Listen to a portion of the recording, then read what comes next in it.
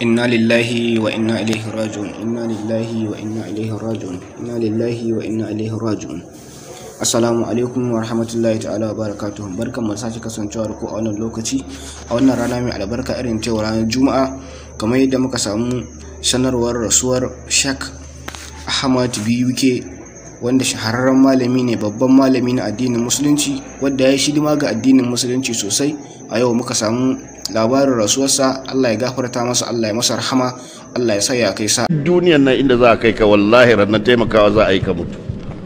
Da zaran ka mutu, duk abin da ka tara din nan kayi hasarar su fa.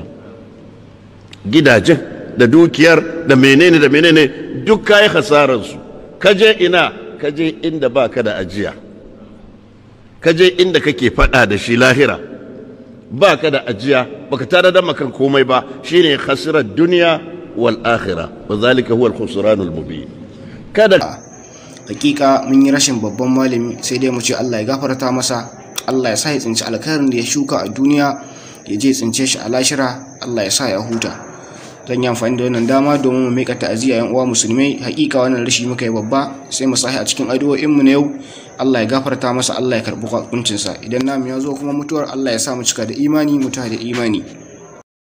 ya kamata mu tunatar da kawai mu cewa ba abin da ya fi hakuri a cikin rayuwa, balle in kana karantarwa ko kana wa'azi ko kana da'awa.